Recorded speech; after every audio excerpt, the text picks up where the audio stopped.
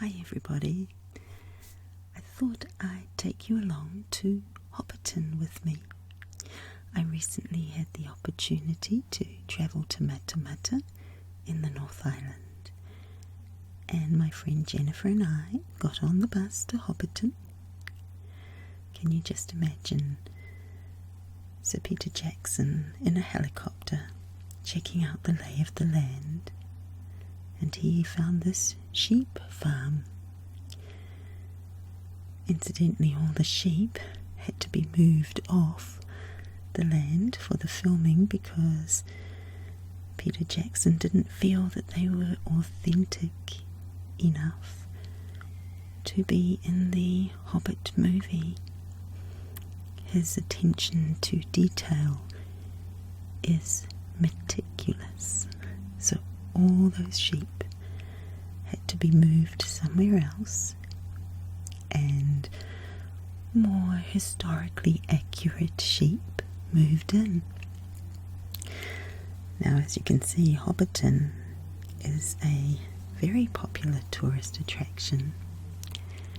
A lot of people are fans of the trilogy. There are 44 Hobbit Holes, and each one is unique as it displays the interests and the activities of each individual hobbit. Something you notice if you go there is that they are all different sizes, and that is because people are different sizes. Although they did employ people of small stature as extras, they are different sizes, and so they modelled the Hobbit holes to suit the size of the actors, and so they all looked consistently the same size. Very clever. I was very taken by the gardens.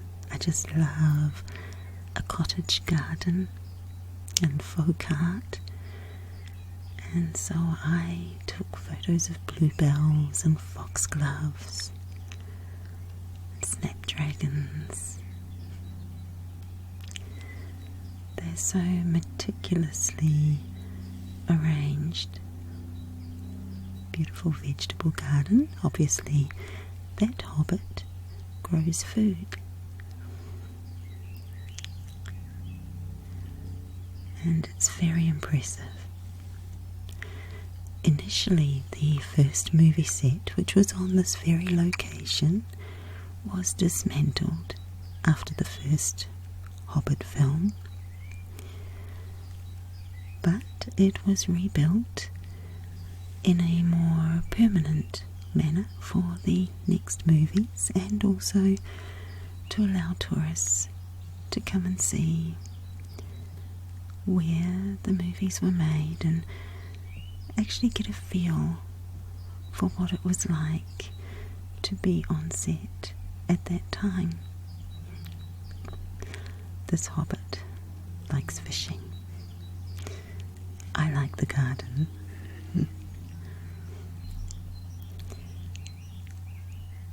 So mostly each Hobbit hole is a facade, but very meticulously done with great attention to detail. There is one Hobbit hole that you can, or maybe there are two, that you can actually stand inside, and that's just to have your photo taken at the doorway, which is a lot of fun. And there's plenty of nature around, plenty of birds, plenty of bees, just loving those flowers. We were taken through by a tour guide, as we were part of a tour group that came by bus from Matamata to the location. And so we had to follow our tour guide along the as she told us about the places that we were visiting. She was very informative, lovely English girl. She'd been working there for a few months and she was obsessed with Hobbiton. She was obsessed with the books and the movies, and so it was her dream job.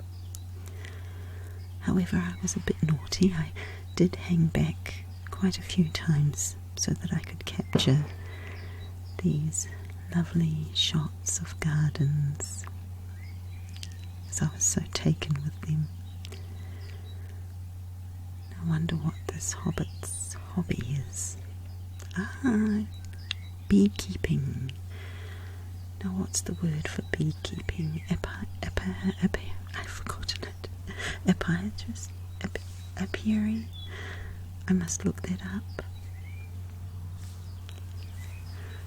So, this beekeeper did it all in a very old-fashioned way. And there's plenty of washing lines with little tiny hobbit clothes about child size, and a hammock down at the bottom of the field. It really was lovely to be there. Quite expensive, so if you're not a big fan, it might not be worth the money for a walking tour, but we enjoyed it. And if you do love The Hobbit and Lord of the Rings, then you would find it very, very interesting. I love the little apron with a pocket. And the grass has little buttercups and clover growing throughout. Apple trees with real apples, I think, and windows displayed with flowers and anything that the Hobbit might use inside, if you could get inside. Remember, it's a facade. This Hobbit is a painter.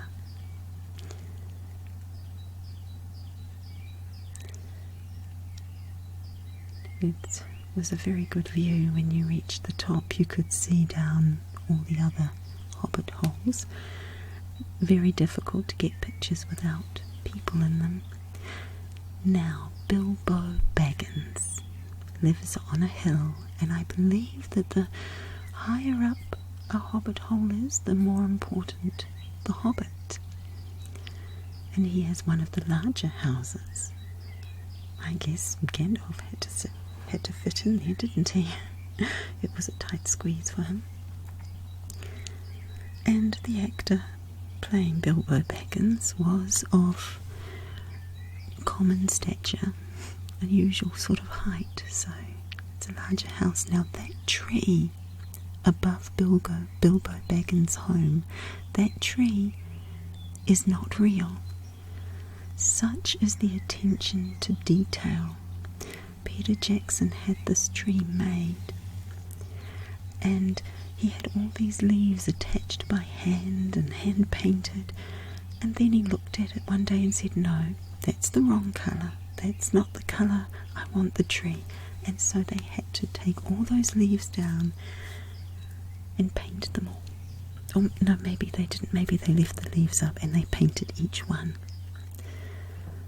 I don't know if I'd like to work for Mr. Jackson, but I really admire his perfectionist attitude.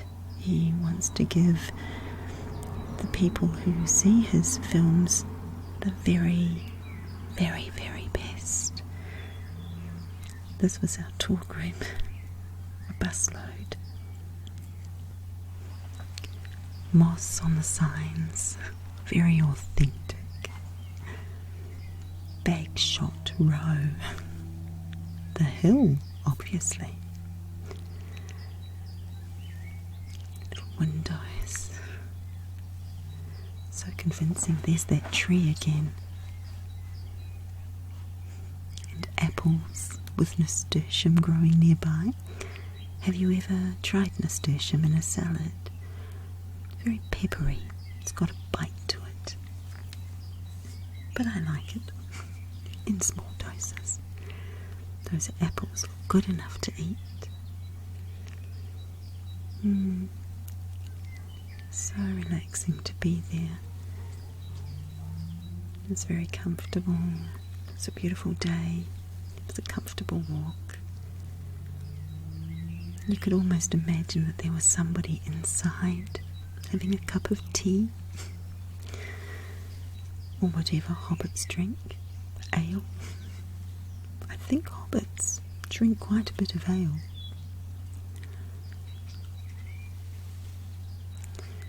And I think hobbits are all very, very good gardeners.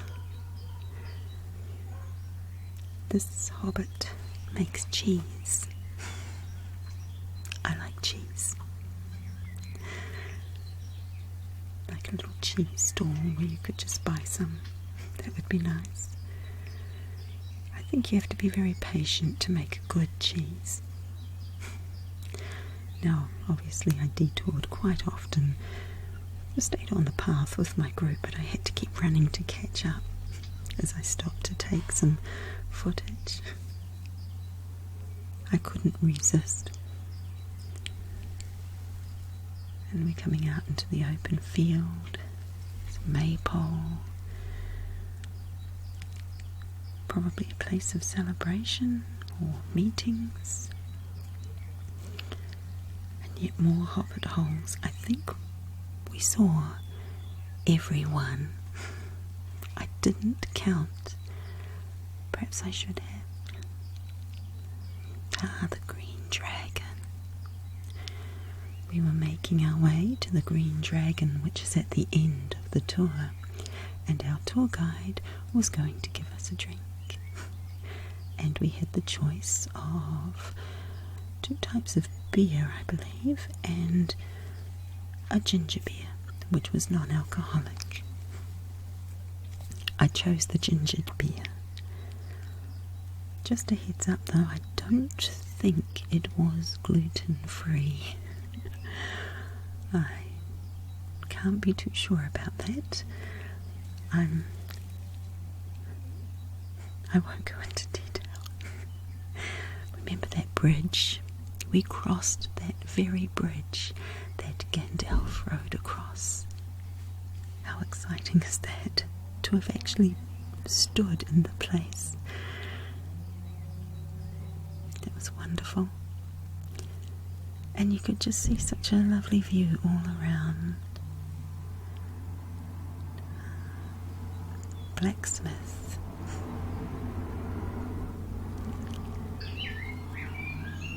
Can you imagine somebody working away in here and popping into the Green Dragon?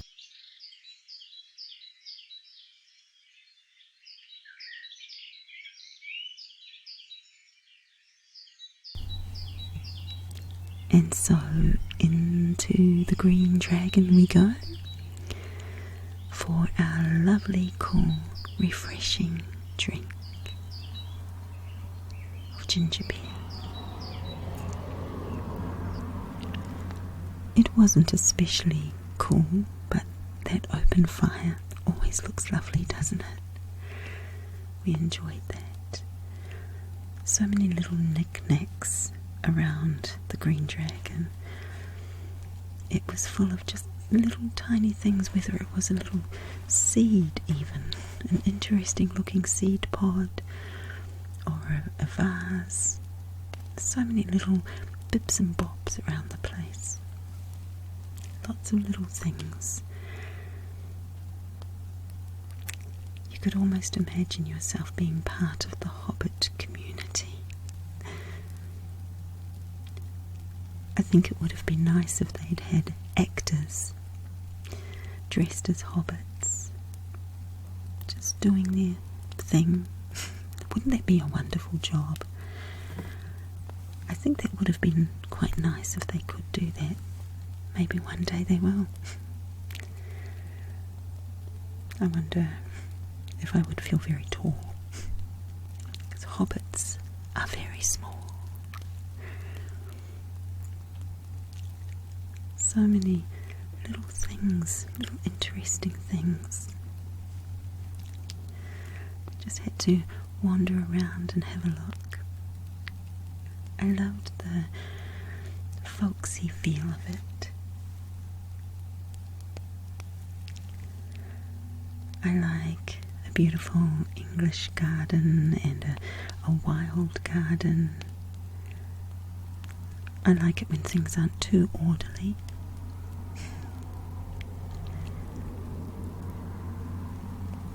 We had a lovely time.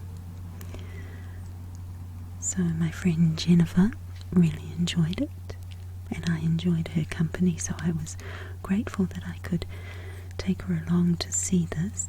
It was a very nice experience.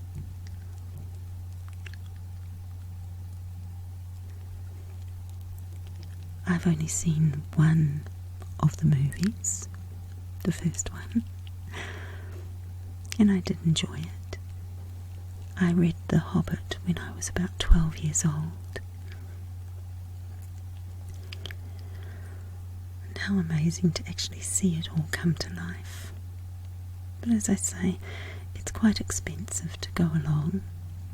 It's a very special treat. On our way out to the bus, I could not resist taking more pictures of the wildflowers and the clover.